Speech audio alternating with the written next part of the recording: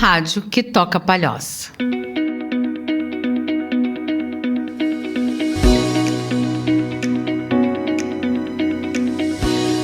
Olá, pessoal, bom dia! Estamos aqui no nosso segundo podcast Saúde Mental em Foco com o Renascer Psicologia Especializada.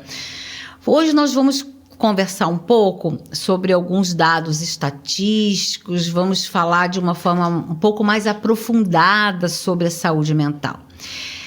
Quando nós falamos de saúde mental, nós não estamos somente falando de um diagnóstico de uma doença. Nós estamos falando de um processo de adoecimento psíquico que diz respeito a um contexto no qual esta pessoa vive. E quando eu falo de contexto, eu estou me referindo a contexto familiar, a contexto social, a contexto econômico. Eu estou falando de todos os determinantes sociais e estruturais que fazem parte do contexto no qual essa pessoa vive. Como a gente passou, não sei se dá para dizer que passou, né? Porque nós ainda estamos aí com a pandemia já no final, mas a experiência que nós tivemos com a pandemia foi uma experiência a maior de sofrimento mundial que quem viveu, né? Quem nasceu, melhor dizendo, no século XX e que ainda está vivo, nunca tinha vivido algo parecido. A nossa saúde mental vai muito mal, obrigada. Porque saúde mental, não existe saúde mental quando não existe um trabalho, ou melhor, quando eu estou desempregada. Não existe saúde mental se eu não consigo me relacionar com as pessoas. Nós somos seres sociais, nós demandamos relações.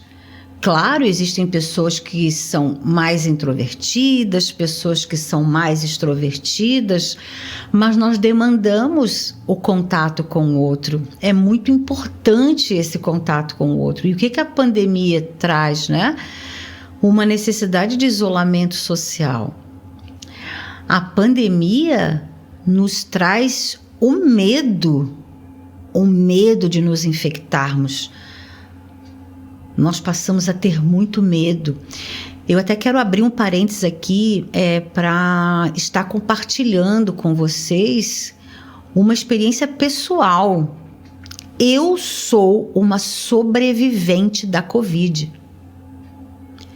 Eu fiquei em 2021, em fevereiro de 2021, no dia 11 de fevereiro, eu fui internada. Eu fiquei 30 dias internada.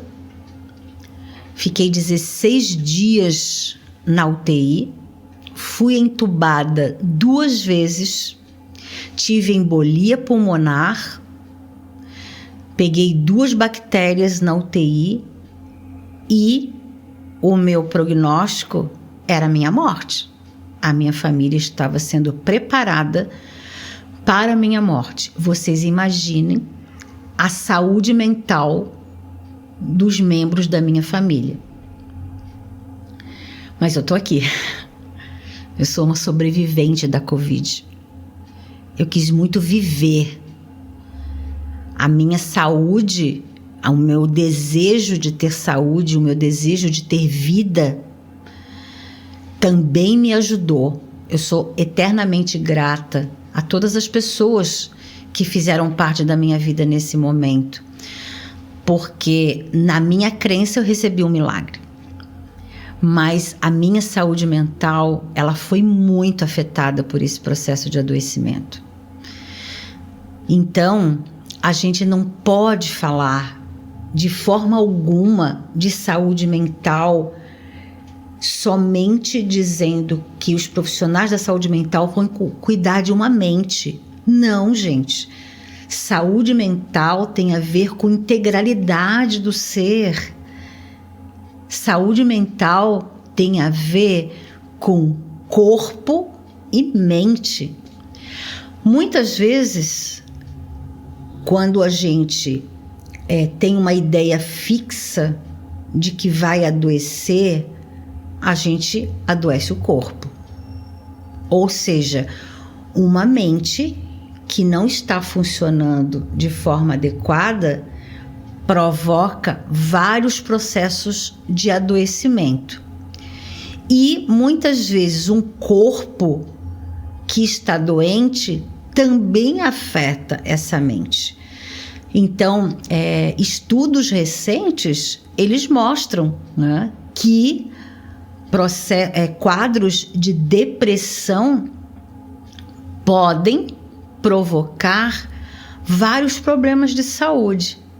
Problemas de coração, pode provocar aumento da pressão arterial. Você imagina uma pessoa numa crise de ansiedade. A pressão dessa pessoa vai lá em cima. Se essa pessoa não trata essa ansiedade, se essa pessoa tem uma ansiedade recorrente, todos os dias ela está ansiosa, todos os dias ela está estressada, todos os dias ela sai atrasada, todos os dias ela se envolve com 1000 problemas, todos os dias ela está preocupada de que no mês seguinte ela não vai ter o dinheiro suficiente para pagar, para garantir o mínimo da sobrevivência dela. Como é que vai ter saúde mental, gente? Não tem como ter saúde mental dessa forma. Aí vocês podem estar me perguntando, mas e aí? Então ninguém vai ter saúde mental nesse país, né? Porque um país como o Brasil, que tem de 80% a 90% da sua população que ganha em torno de um salário mínimo, os estudos mostram que a gente deveria ter no Brasil um salário mínimo em torno de 5 a 6 mil reais. Quanto é que é o salário mínimo? 1.000 e um pouquinho. Um aluguel aqui em Palhoça de uma kitnet, por exemplo, não está menos do que 800 reais. E vai viver como? Então, questões, né? Se a nossa mente não está legal, a gente pode desenvolver, né, vários problemas de saúde. Por exemplo, insônia. Tem pessoas que não dormem. Eu conheço pessoas que não dormem. Só dormem à base de medicação.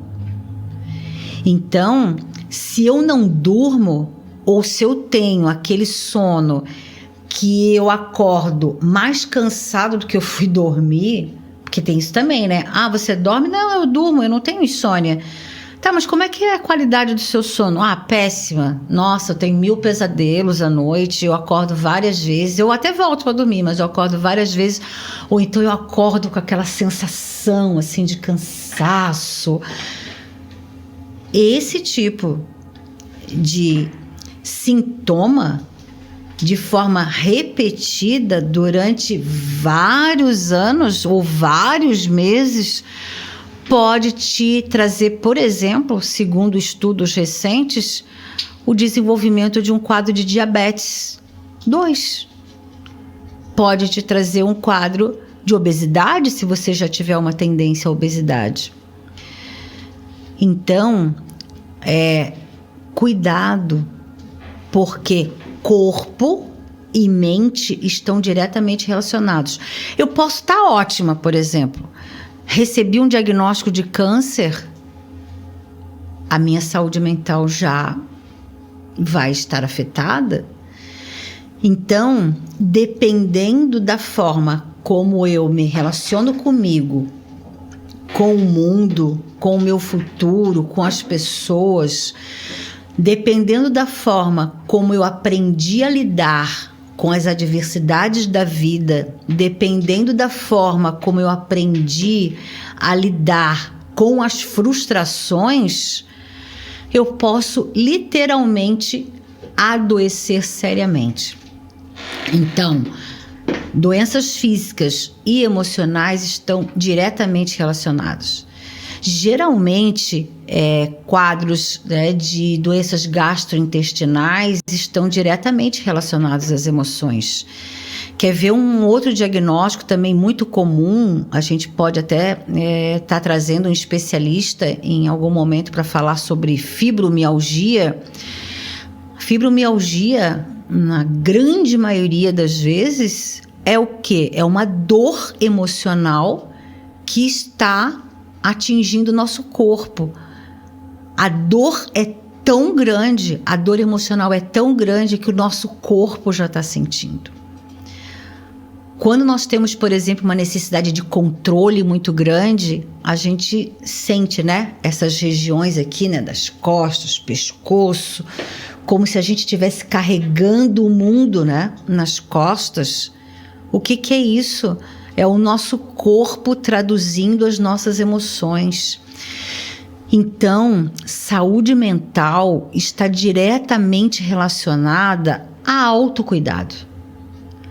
Nós precisamos estar atentos. Gente, eu falei isso já no podcast anterior.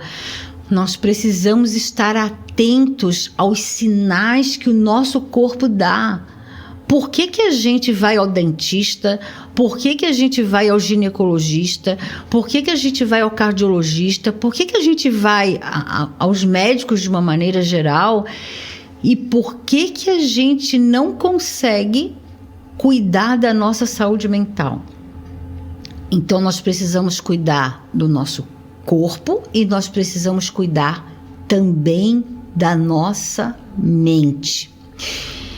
É muito importante que a gente tenha, né, essa perspectiva, porque a pandemia ela nos trouxe um agravamento da saúde mental em nível global.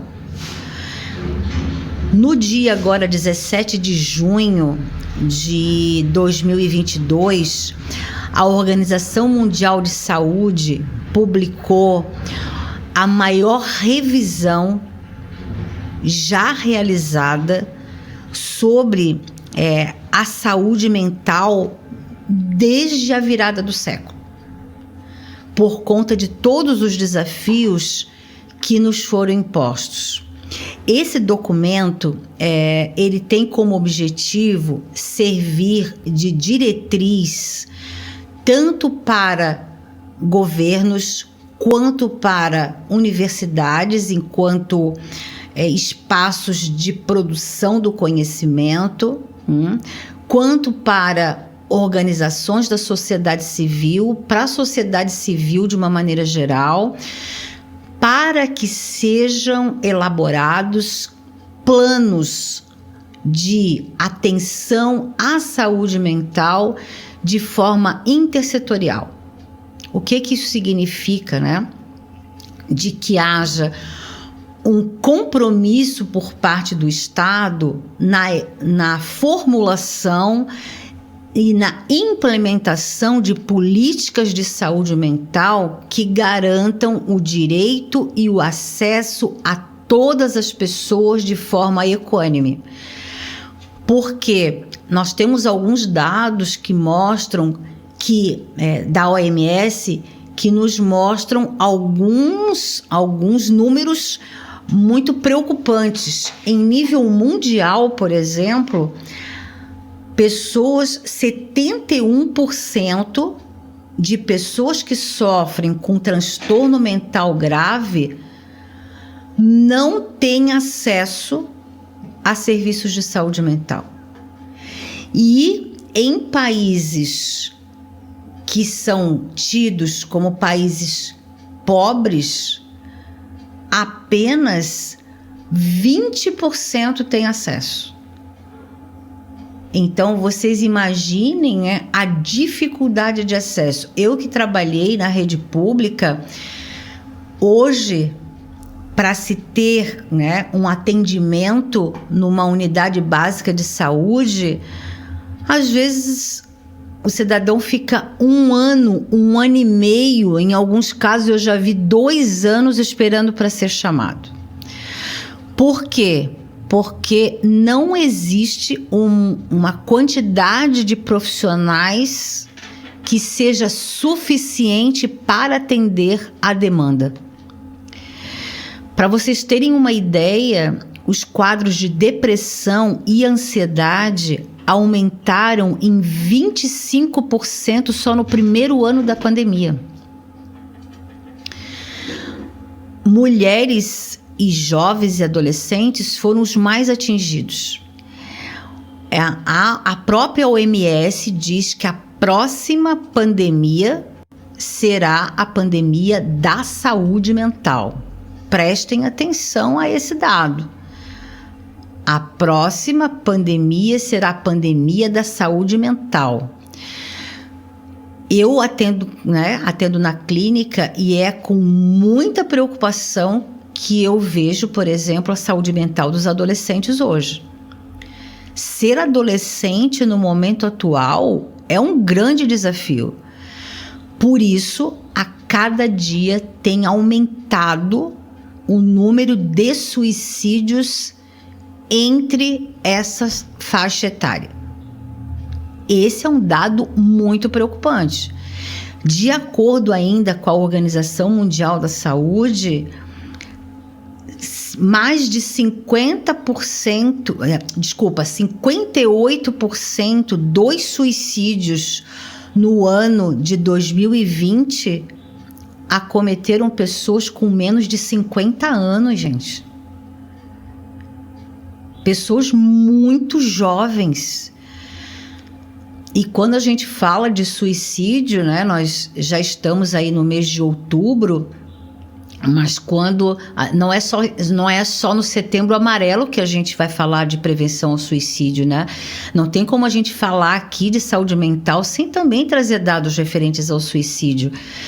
É muito preocupante esses dados, né, que eu estou trazendo aqui, porque mostram que as pessoas estão cada vez com a sua saúde mental mais prejudicada, a ponto de provocarem, né, autolesões que podem levar a uma concretização de um suicídio.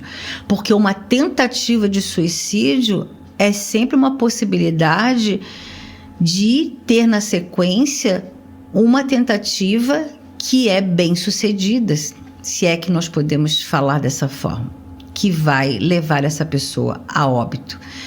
Então, também precisamos falar abertamente sobre esse assunto.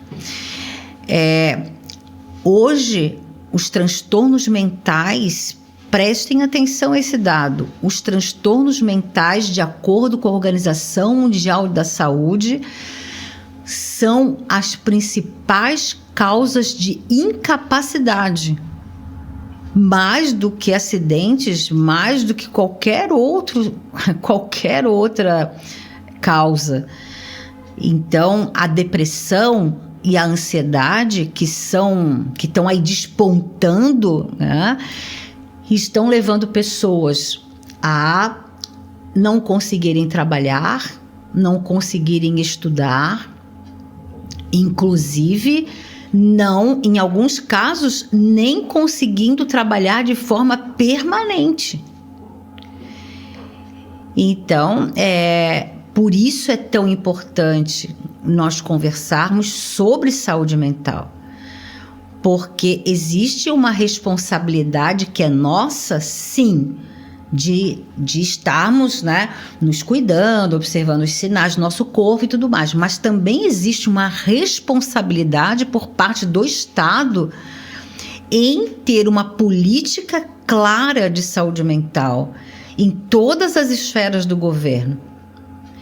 Quando nós pensamos, por exemplo, nas escolas, no dia a dia das escolas, no dia a dia das crianças e adolescentes desse espaço, Nós estamos aí falando de um espaço onde professores estão altamente adoecidos, muitos com quadros de síndrome de Burnout, que é um quadro de exaustão emocional, que é um quadro de estresse agudo, que incapacita, na grande maioria das vezes, essa pessoa ao trabalho. E aí, essa pessoa que está sem condições, ela precisa ainda dar conta de atender crianças e adolescentes que estão tendo crises de ansiedade dentro da escola, gente. E aí a gente vai olhar, né? Eu realizo trabalho voluntário aqui em Palhoça, numa escola da rede pública, trabalho com adolescentes, e é muito preocupante porque a gente vê o impacto, né, desse período da pandemia na dinâmica da vida familiar dessas pessoas. Então, quando a gente fala de saúde mental, a gente também está falando de violência intrafamiliar. Quando a gente fala de saúde mental, a gente está falando de violência sexual, de abuso contra crianças e adolescentes.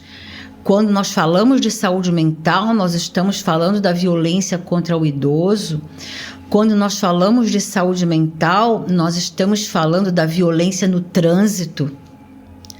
Quando nós falamos de saúde mental, nós estamos falando em ambientes familiares que não são capazes de dar afeto, segurança e proteção para suas crianças e seus adolescentes. Quando nós falamos de saúde mental, nós estamos falando do direito que temos de sermos nós mesmos. Quando nós olhamos hoje as redes sociais, nós estamos ali vendo algo que não é real. Muitas vezes é só uma estampa. Quem é que vai registrar nas redes sociais momentos ruins? Ninguém. A gente só vai lá registrar sorrisos, fotos maravilhosas, registros maravilhosos. Mas será que é assim que as pessoas estão se sentindo? Eu não sei se é assim que as pessoas estão se sentindo. Não é isso que eu vejo no meu dia a dia, no meu trabalho como psicóloga. Então, saúde mental e autocuidado, não esqueçam isso. Isso é muito importante. Eu tenho responsabilidade com a minha saúde mental. Você tem responsabilidade com a sua saúde mental. Mas, como eu falei anteriormente, nós também não podemos esquecer a responsabilidade do Estado nesse sentido. Se eu não tenho uma quantidade de profissionais preparados qualificados para esse atendimento, se eu não tenho o número de profissionais suficientes, se eu não tenho espaços adequados de atendimento, se eu não tenho uma quantidade de serviços que estejam próximos do território de abrangência dessas pessoas, onde essas pessoas moram, como é que a gente vai lidar de forma preventiva com a saúde mental? Então, é bastante preocupante esse cenário. Uma outra questão também bem importante é de que esse momento, né, que a pandemia nos traz de isolamento social também impacta diretamente os serviços que oferecem, né, e os serviços que atendem, melhor dizendo, as pessoas acometidas por qualquer tipo de instabilidade emocional, de transtorno mental. Porque, principalmente por dois motivos. Primeiro, porque muitos ficaram sem atendimento, interromperam os seus atendimentos. E também pelo processo de adoecimento dos trabalhadores da área da saúde. Gente, enfermeiros, médicos, psicólogos, fisioterapeutas, os mais diversos profissionais da área da saúde foram linha de frente durante a pandemia. Como vocês acham que ficou a saúde mental desses profissionais? Esses profissionais muitas vezes nem conseguiram se tratar, estão até hoje, né, com sequelas relacionadas à pandemia. Muitas pessoas desenvolveram depressão e ansiedade nesse período. Eu atendo pessoas que estão com partes da sua vida inviabilizadas. Medo de sair de casa, medo de se contaminar, medo de voltar à vida normal, medo de ir para o colégio, medo de ir para a faculdade. Porque quando nós imaginamos, né, que algo de muito ruim pode nos acontecer, nós ficamos com muito medo, né? E aí, ao ter muito medo, o que a gente faz? Se esconde, né?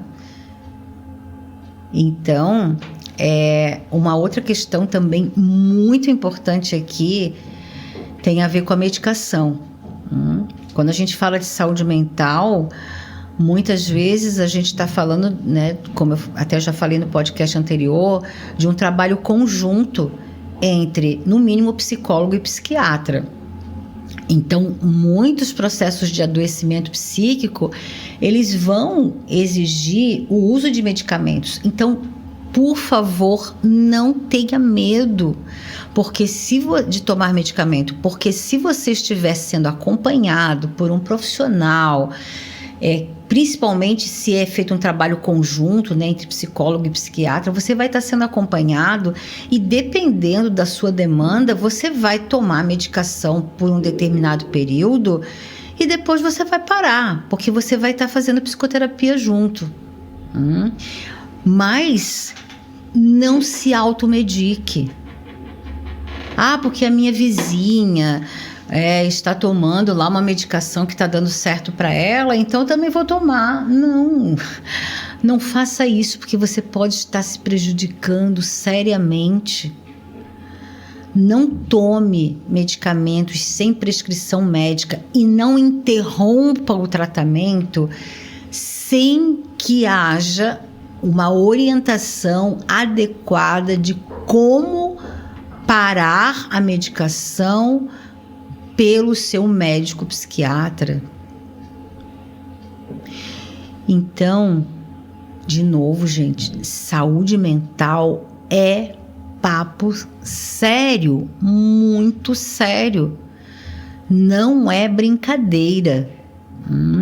Eu gostaria até de estar, né, lendo para vocês uma fala do diretor-geral da Organização Mundial de Saúde, o Tedros Adhanom, que diz o seguinte, abre aspas: todos conhecemos alguém afetado por transtornos mentais. A boa saúde mental se traduz em boa saúde física. E este novo relatório, ou seja, né, esse estudo recente, essa revisão que eles fizeram, é um argumento convincente para a mudança. Os vínculos indissolúveis entre saúde mental e saúde pública, direitos humanos e desenvolvimento socioeconômico significam que a transformação de políticas e práticas em saúde mental pode trazer benefícios reais e substantivos para pessoas, comunidades e países em todos os lugares. O investimento em saúde mental é um investimento em uma vida e um futuro melhores para todos, fecha aspas. É importante também ressaltar que todos os 194 Estados-membros que fazem parte da Organização Mundial de Saúde assinaram o Plano de Ação Integrada de Saúde Mental de 2013 a 2030. Então, que compromete esses países a estabelecerem metas globais para transformar a saúde mental, Portanto, né, precisamos aí estar muito, mas muito atentos, né, à execução desses planos. Eu gostaria, né, agora de estar trazendo para vocês os direitos das pessoas com transtornos mentais, para a gente estar finalizando esse nosso podcast. Em todos os tipos de atendimento em saúde mental, o paciente e seus familiares ou responsáveis deverão ser informados de seus direitos que estão enumerados no parágrafo do artigo 2º da Lei nº 10.216. Parágrafo único. São direitos da pessoa portadora de transtorno mental: ter acesso ao melhor tratamento do sistema de saúde, consentâneo às suas necessidades, ser tratada com humanidade e respeito e no interesse exclusivo de beneficiar sua saúde, visando alcançar sua recuperação pela inserção na família, no trabalho e na comunidade, ser protegida contra qualquer forma de abuso e exploração, ter garantia de sigilo nas informações prestadas, ter direito à presença médica em qualquer tempo para esclarecer a necessidade ou não de sua hospitalização involuntária, ter livre acesso aos meios de comunicação disponíveis, receber o maior número de informações a respeito de sua doença e de seu tratamento, ser tratada em um ambiente terapêutico por meios menos invasivos, e, por último, ser tratada preferencialmente em serviços comunitários de saúde mental. Então, pessoal, a gente vai ficando por aqui no nosso segundo podcast e o próximo estaremos falando sobre transtornos de ansiedade. Encontro vocês na próxima semana. Um grande abraço a todos. Vem renascer comigo.